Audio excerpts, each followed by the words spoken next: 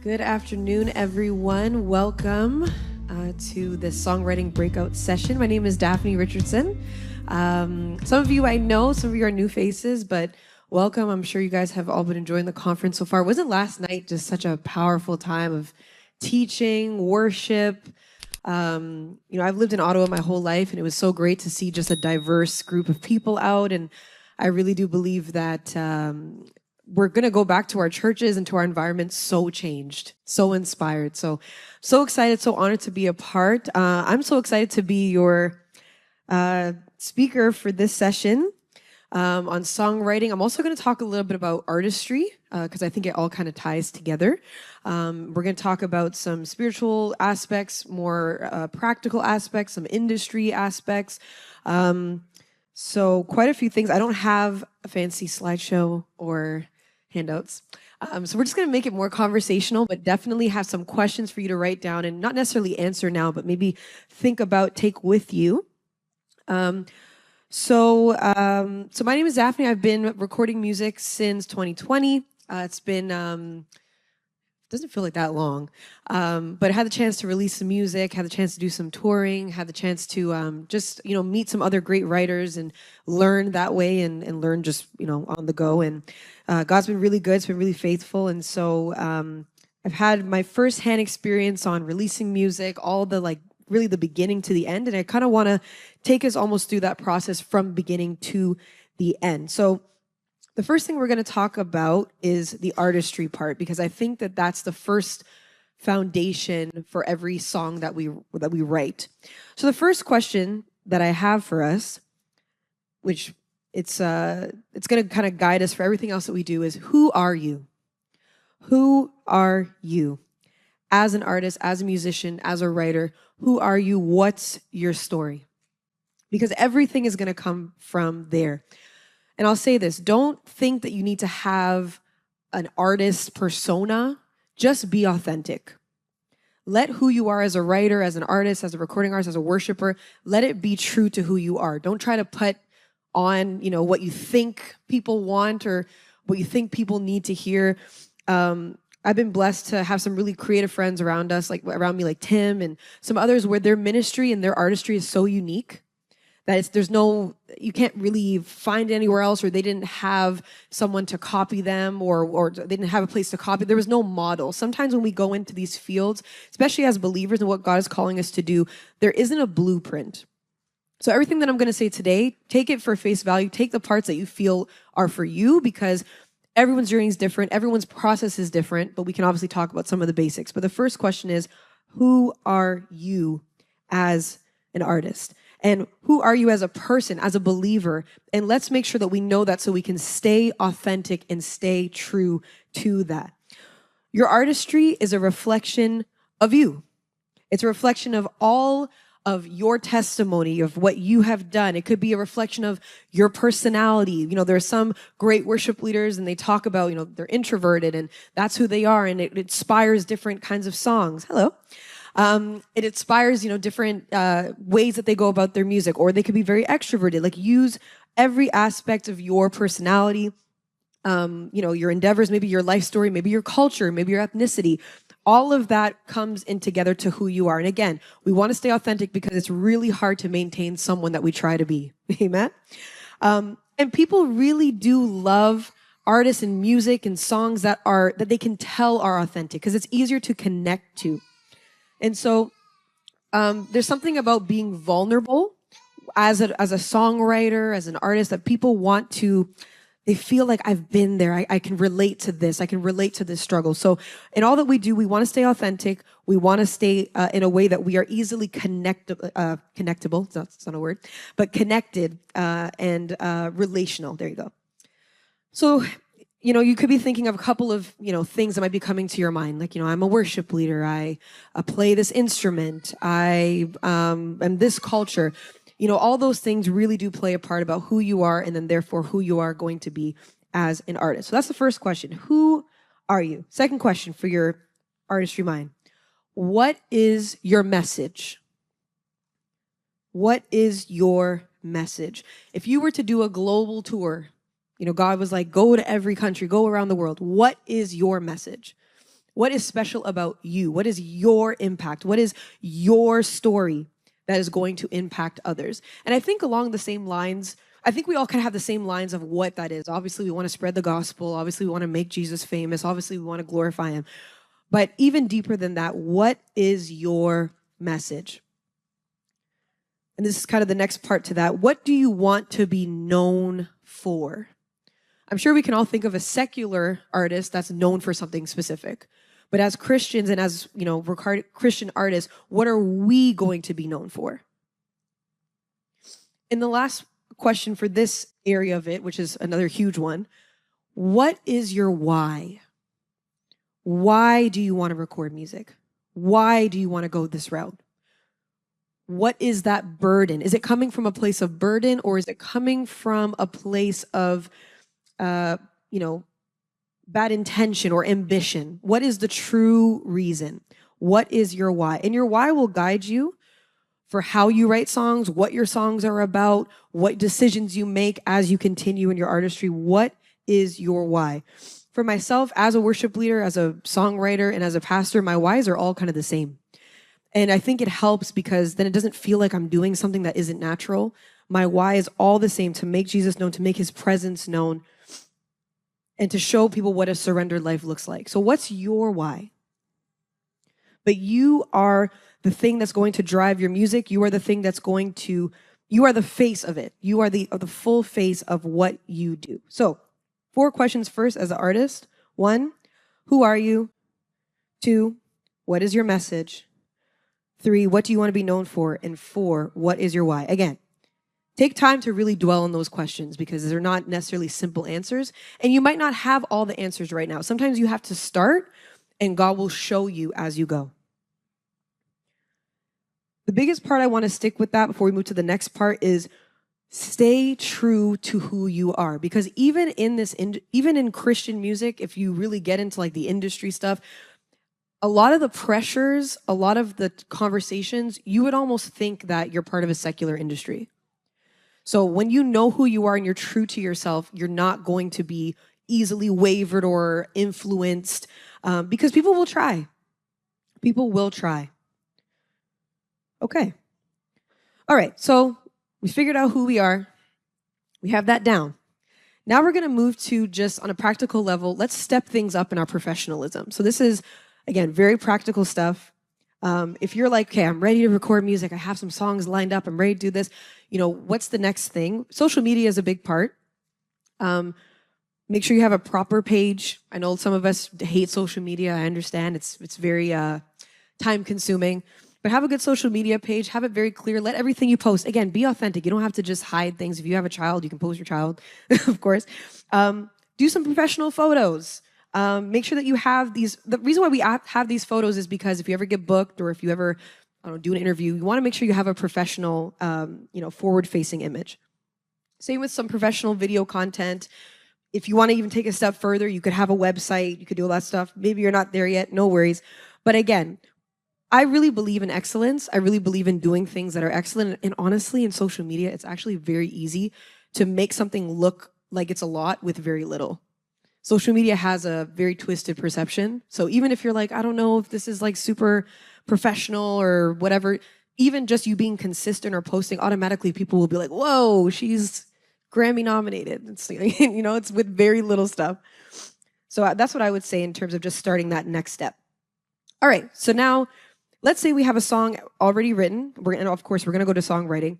I want to talk to you a little bit about the other practical parts about releasing a song.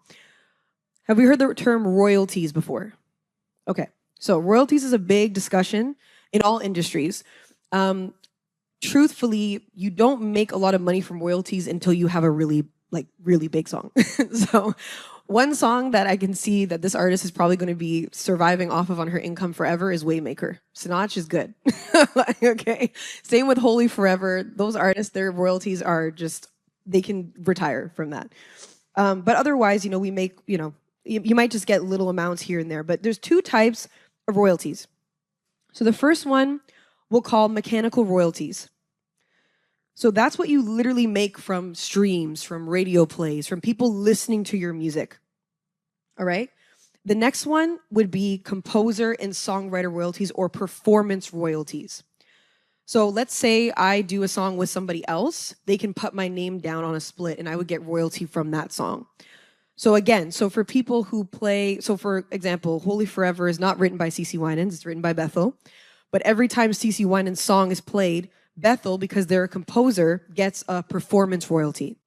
But then CeCe Winans, because it's her song, she'll get a mechanical royalty. Okay?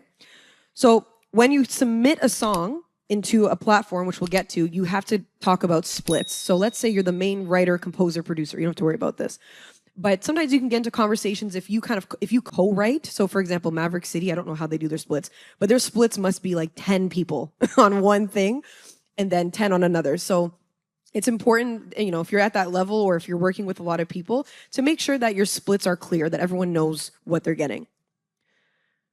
So with splits, let's talk about some of the legal requirements and how you publish the songs so that you get those royalties. Okay, so the first one is, has anyone heard of SOCAN? Okay, so the first thing you need to do if you want to release a song is you have to register with SOCAN. I think there's a little fee. I don't think it's that much. But this is the Canadian, in the US, it's called ASCAP. Yeah, so, and then in the UK, it's called something else. So you have to register with them. And then what will happen is every time your song is played, so this is related to, I think it's a performance royalties. Eventually you can even log on and I can even see like every time someone has used it, it logs it. And then after a while, you'll get payment and you'll get like a check in the mail or something. So you have to register with SOCAN when you release a song. The other thing that you have to do when you do distribution. So distribution is how we get our songs on iTunes, Spotify, all that stuff. There's different platforms. So a big one that people use is DistroKid. I used to use this really ghetto one called CD Baby. Don't recommend that one. And then other times you could actually, there's distribution companies. So you can look into that and you pay a fee and then they, deliver all this different stuff for you. But when you're doing the distribution, sometimes there's other documents that you have to fill out. Like for example, I had to fill out a form that made it so that I could distribute songs in the US. So there's some legal documents that you have to just sign.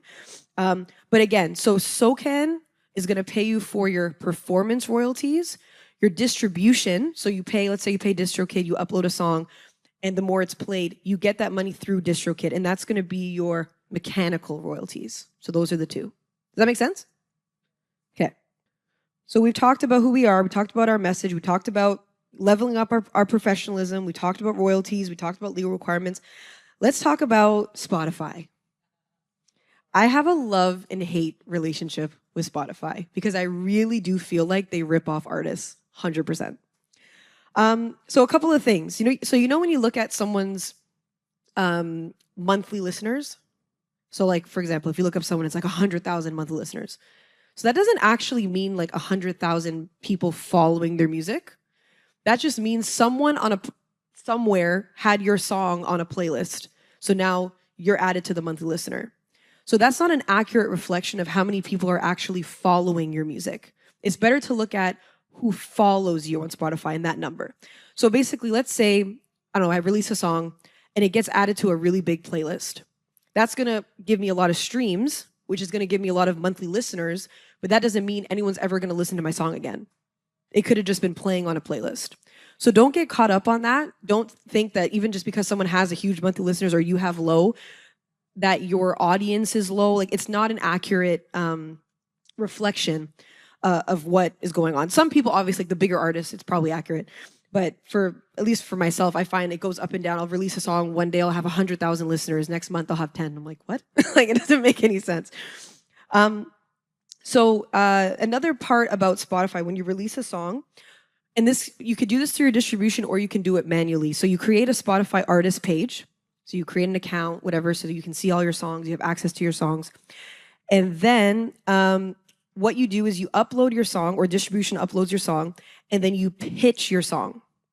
So when you pitch your song, you pitch it to a playlist.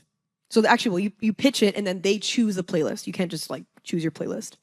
So when you're pitching it, You have to look at your keywords to describe your song. You have to make sure that your cover art is really clear. They're kind of picky on what they look at.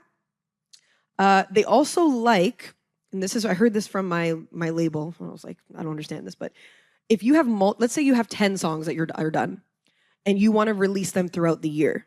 If they see, oh, Daphne has 10 songs that are pitched, I have more of a chance that I'm going to be on a playlist.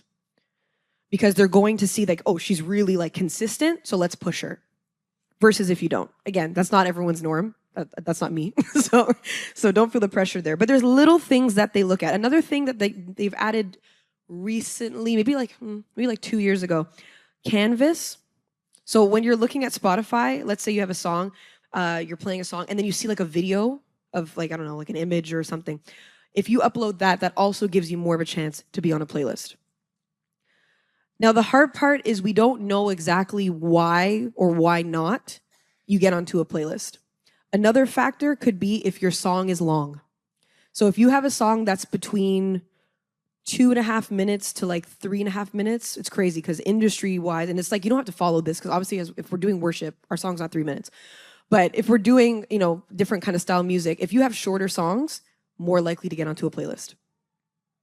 Okay. So I find Spotify is strange. I've been on playlists that are like Spotify Africa, and it's like not even, I'm not African, song's not African. Like I'm like, what? So it's weird how they pick, the song. So don't get caught up in it. Don't be disappointed if you don't get on a playlist. There's other ways to push your songs. You can, there's certain social media companies that, what's the name of one now? For example, there's one in the UK called Gospel Hydration. So they have their own playlist that they make that's made by actual real people. So then you can push that. There's an artist here in Ottawa. His name's Daniel Ojo. He has a Canada playlist, like Canada gospel playlist. He started it from scratch. Like I remember when he started maybe 6 years ago. And because he pushes it, I think it has something like 40,000 followers now. So again, this is made by real people. So there's other ways around to get on playlisting. And the reason why it is important is because it's a good way for people to hear your music who've never heard you. So again, don't be caught up on it. But again, it's not a wrong thing if you do get on it. So this is a lot of the like legality industry stuff. What I'll say is like Maverick City, Elevation, Hillsong, like they have teams of people that deal with these things. So don't be too hard on yourself if you're like, I don't know how to do a cover art. I don't know how to do a description. Like you'll get better at it as you go. And there's other companies, there's other people out there you can even just find on Instagram or online that can help you with those things. So don't be too hard on yourself, especially when you're starting. And do your best with what you have because everyone starts somewhere. And some of my friends that release music, they had a very low budget. They recorded maybe a music video in their garage and song has like 3 million views. And they're like, and it's like happening overnight. There wasn't a formula. Of course, I still believe that there's a God aspect to this, right? Like we have to still believe and trust him in his plan because you could do everything right and it could not work. And then you could do everything wrong and it could work. All right, so we talked about artistry. We talked about who we are. We talked about royalties. We talked about legal requirements. We talked about Spotify. And then we talked a lot about all the other little details of labels and stuff like that. But let's get to the fun part, which is songwriting. So I really loved what Pastor William said yesterday, that we are a singing faith. Like the way he put that was so amazing because even when we look at scripture and we look at like Deborah's song and the songs of Moses and all this stuff, it's singing and music has been a part of our culture from Old Testament all the way to the New. So I felt so affirmed in that this is a gift that's worth taking the time and worth going for. Like just go for it and write. So let me talk a little bit about how I started as a songwriter. So I started as a worship leader, and over time, especially in the church that we were in, it was very free. So there was a lot of spontaneous moments. There was, we had very great musicians, so we were able to kind of, make up things on the spot. So we started to have these spontaneous moments where we would be singing, and then I would just sing a line, and we would just repeat it and whatever. So I'd be pretty much making up songs on the spot. So I would do this for a while, like maybe for a year, and then people in the church started be like, "Man, you should really write some of these down. Like, you should really write some." And I was like, and I had never written a song. I've sing my whole life, but I've never written a song up until maybe like 22. So it didn't click. Like, it didn't click to me that that's the connection. So after a while, I was like, okay, like, let me start writing things. I also play piano. So if you play an instrument, it helps, I think, with songwriting because you can kind of figure out the chords. You can kind of figure out how the song's going to progress. So I went to this conference, and we'll talk about inspiration too, but I went to this conference and there was this message, and it was talking about the grace of God. It was basically saying, like, everything that we have is not because of us. We should never take any credit. And when the pastor said that line, we should never take any credit, it like jumped out at me and I wrote it down. And so I came home and I started writing, which is my first song called You Found Me. And it literally says, I won't take the credit, I won't take the glory. So sometimes God will give you like part of a song or just a line. Sometimes he'll give you the whole thing. But I knew that was something. So I just sat with that. And then anyone who's a songwriter, whatever, make sure you have space on your phone because you're going to have a lot of voice notes, right? Sometimes as soon as you feel something or as soon as you hear it, just voice note it, like, because you might forget it. So I had all these voice notes. I sent it off. And I was like, you know what, let me go for it. Let me do this, whatever. Worked with a producer. Again, that kind of has to be a drive too. You want to make sure that the person who's working on the music understands what you're doing. Anyway, so it was a really great combination. Released my first song, blah, blah, blah. So that's how I started with writing. And so there's a few different types of songs. And this isn't, I don't know, this isn't like from any, this is just my own experience. So these are my own categories. Okay, so bear with me. So the first one would be a declarative song. So one of those songs would be like freedom, right? We're declaring like, let there be freedom. That to me is a very declarative, very prophetic song. Another one would be the blessing, right? We're declaring that. So it's not necessarily worship, but it's declaring. Second one would be songs that are prayers. So Pastor William has a lot of great songs that are prayers, like literally like intercession kind of songs. The third one, here, let me go slow. So first one, declarative. Second one, prayer. Third one, this is my own terminology, I call them heaven songs. So these are songs that I really feel like we're going to sing in heaven. So songs like Agnus Dei, Holy Forever, they're very exalting. Like there's nothing about us. It's all about him. And then other songs that are just, I call them just vertical. So, songs like Draw Me Close to You, that's kind of a prayer too, but it's directly to God. The next one would be horizontal songs. So that's to people. So these are like testifying songs. What comes to mind are like some of the old school gospel. Like it was just like they're telling about God's goodness to each other. And then the next one would be songs of thanksgiving, songs of victory. So that's also like Deborah's song in the Bible. So I have declarative, prayer, exalting, just vertical, horizontal, thanksgiving. These are my categories, made them up over the years. So which brings to the question, your next question for you. What do you want to write about? What do you feel like you need to say? And it could be, you might write one of each, but what do you feel like is that calling for who you are? So let's say you're someone who's very prophetic, because I really do believe that like spiritual gifts, it's all tied together in what we do, especially as worship leaders and as artists. So maybe you're called to write more declarative songs and more prayerful songs. Maybe you're someone, you have a very strong testimony, and that's what drives what you do. Maybe you need to write more horizontal songs or songs of thanksgiving.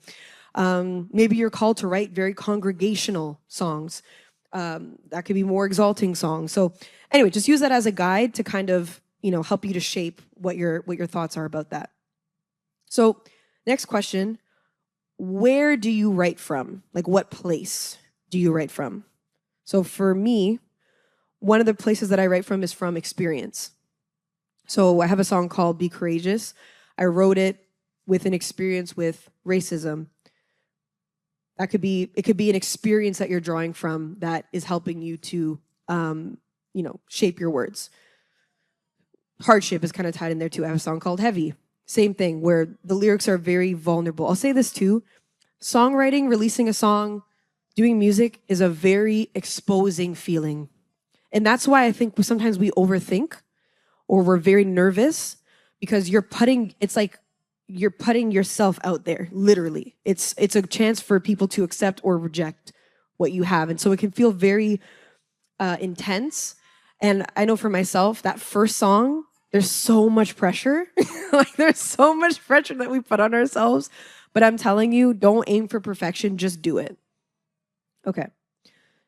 So the next one, experience, hardship, revelation. So I mean, I kind of tie this in with sometimes when I hear a sermon or I hear a line or when I wrote this other song called Eternal Eyes based off of a conversation I was having with my cousin. And we were just talking and I was talking about how there's such a temptation in life to want the things of this world, like to want the nice car, to want this, to want that, whatever. And we're just talking and my cousin was like, yeah, but if your life isn't wrapped up in Jesus, and like, what's the point? And that just like, ooh, wrapped up in, I was just like, I just started to see it. So then I started to write the song. So it can happen in very spontaneous ways. And then the next two, scripture. So again, the blessing, for example, is literally right out of scripture. Always, scripture is one of the best places to get any kind of inspiration at any point. One time I had a dream, and in the dream, I heard a song, and I woke up and I started singing it. So even from dreams, sometimes if you're a dreamer, maybe you're not, but sometimes that could even be a way that you can get that inspiration. So, I've heard this quote from his name is Dunsin Oyakan. If everyone follows him, he releases music like just 20-song album every 5 months, like just crazy. And so he did this interview and he said, I don't go to God for songs. I just spend time with God and then I get songs. So it's not like an intentional, like, God, give me a song. Like, it's like it will come out of your life as a believer, out of your time spent with him, out of your experiences, out of your testimony. It shouldn't be, like if we're trying too hard, it's not going to feel authentic. You know what I mean? It's not going to feel organic. I also try to challenge myself, like I said, to write songs or express things that I can't find a song that does that. So yeah, sometimes I'm like, I feel this, but there's no song. Like sometimes this is how it started, because I would be in worship, we would have this moment, I would feel something, and then I'm like, there's no song that captures this. So then I would just start making up something spontaneously. So that's just one of my own philosophies. But also, one thing I'll definitely say, and I think a lot of people can attest, some of the most well-known songs that we sing are super simple. So don't ever feel like simple songs are not strong songs, because they're the ones that are to become very timeless. Especially if you feel like you're called to write congregational stuff, simple is always better. So for myself, like I like a lot of harmonies.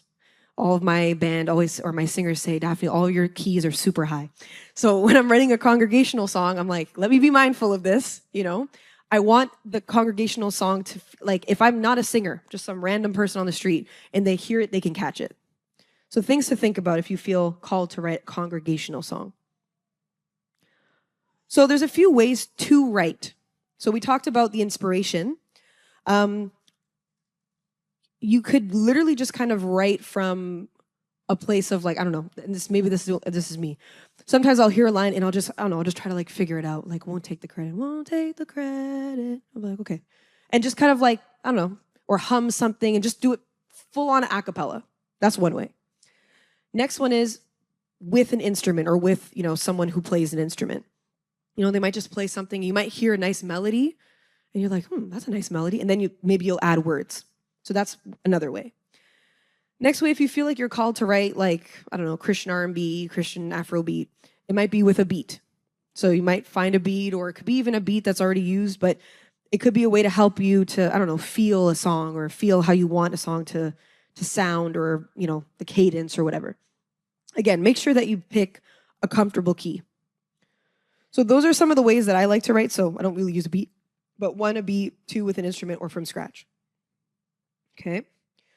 So let's break down the actual sections of a song. So first, we have our verse. All right. Obviously, we know what that is. So your verse can be, I feel like verses are a little bit more intricate than the chorus. Some are still simple. But this is kind of like, I think about songs sometimes as like essays, right? That's like your intro. We're getting there, right? Your chorus is your main message of the song. That's the thing that like, this is it. This is the point of the song. This is usually where your title comes from. It's probably the most singable or most musically appealing or memorable part of the song, right? It can be structured differently. And like some people, when they release songs, they start with the chorus and then they go to the verse, or it could be verse, then chorus. So it's up to you. The structures of songs are very flexible. Some songs are just literally one part looped over and over and over again. So it's a free for all. There's no right way to it. All right. And then we have our bridge, vamp. You also have a pre-chorus. I always get bridge and vamp confused. I honestly feel like they're the same thing, but I know they're different. I just don't know how. So some of them are a little bit different. It could be musical, whatever. But I like to write strong bridges. And I feel like bridges or vamps can sound very different than the rest of the song. They can be a little bit out there. I think also what's important is the progression or the feeling of a song. I really believe in building up. So let's say we start with Holy Forever. So we have a nice verse, and you can even hear the progression of her height in notes. So she's literally singing higher and higher as we go. So around a generation, pouring down in worship. Okay, that's our verse. Nice, beautiful. Then we go to pre-chorus. Your name is the highest. Your name is the greatest. Your name. We're building. And then, and the angels cry. Now we're there. So there's this progression of the song. So even think about that too. We want to, because people can feel that. They can feel the progression. I also really like songs that have like imagery. Like as you're singing it, I can picture it. I don't know how else to explain that. So for example, I have a song that I just released called Free Fall, shameless plug. And the song is a song about faith, but it's talking about me being on a cliff, getting ready to jump, and then it turning into a free fall, but I'm going to dance in the free fall because I'm taking that leap of faith. But the song is explaining, it's explaining the process, it's explaining the process. Like you can visualize what is being said. And I find songs that are like that, like as a story, like you're really following it. I even feel like Gyra is one of those. It's talking about this moment that, they've had, and then it goes into what the result is or what they learned. So songs can progress musically, they can progress with the notes, and they can also progress in a story as well. Okay. There's also, and I think about this, and maybe this is my overthinking, but I really think about rhyming because I feel like this matters. So again, there's no right way to do that. So for example, let's use a song here. Falling down to worship. So she just repeats the same line, so that's why it always rhymes. So for one of my songs, for example, let's see here. Okay, let's take You Found Me. Won't take the credit, won't take the glory. I don't deserve it, your love for me. So it's literally like rhyme A, rhyme B, rhyme A, rhyme B. Other songs could be, for example, Pastor Williams' song, I surrender all to you, everything I give to you. That's one rhyme. Withholding nothing, rhyme B. So you can mix it up. Sometimes, it doesn't have to, I'm not saying you have to, rhyme it out, like nursery rhyme it, but there's little ways to make it flow. Like it shouldn't sound bumpy. I guess is the way to feel it. This is a note from Called Out, and something that appeals to him when he's writing, and what he listens to is what he likes to call little ear candy. So for some of his songs, which is obviously not really it's not congregational, but he'll put little, I don't know, little ad libs or little harmonies or little things that kind of make you be like, whoa, throughout the song. And again, it keeps the listener, as a listener, I don't want to get bored. You know, I don't want to, like, it was the same thing, versus these little ear candies, these little things that maybe aren't there all the time that keeps me on my toes. So other things to think about when you're writing. Okay. The last thing I'll say, and then we have like 10 minutes for questions, but I'll also say there's some songs that I've written that are just for me and God. There's some songs that I don't feel like I need to release, or I should, because I think in the essence, as a psalmist or a songwriter, again, it's all as an offering to him. So I'm still sensitive to what I need to release, when and how. And some songs I'm like, this is just a song I'm making out of the melody of my own heart. This is me and this is God's song. Like, no one else needs to hear it, you know? So there's a lot of different ways, in conclusion, there's a lot of different ways of how you can write a song. And there's no wrong way. I think the biggest thing is to make sure that it flows, it feels comfortable as a singer or a non-singer. Your message is clear. And that it's something like when you hear it, like this is a sign, for example, if you're writing a song and you just keep listening to it over and over and over again, like, I don't know, you have a demo or something, that's usually a sign that it's good. That's usually a song that it's something that's memorable. And if it's like, man, I've had this song, I wrote it, man, it's just really sticking, I just keep listening to it over and over. It's just, might be just me and my piano, and I'm like, man, it's really just like hitting me. And it might just be for you, but still, it's a good sign that you're on the right track. And again, it could take time. Sometimes I would get a song in a whole day. Sometimes I'll just get a verse, and I can feel when I'm like, I'm not getting here. This is not the spot. Let me take a moment. Let me come back to it. And then usually when I come back, I'm like, okay, I have a better sense of direction. So don't feel like I'm giving you, a guide, but I really do believe like all of us are here because we have something inside of us, and only God is going to be able to really tell you what it is that you need to do, what you need to write, and how to do it. So I can give you a framework, but I think it's also about knowing who you are, knowing your gift, knowing your why, knowing what God is asking for you, because you could write a song that people are like, this is crazy. Like, this one doesn't make any sense, doesn't follow any of the rules. And that could be the song that God takes and he's like, I want to use the song for the nations. I also hear this a lot too, that the songs that people as a writer don't like, those are the ones that go far. I've heard that so many times where I'm like, yeah, I wrote this song like in the shower and I didn't even care about it. And I just released it and didn't expect it to go as far as it did. So you never know.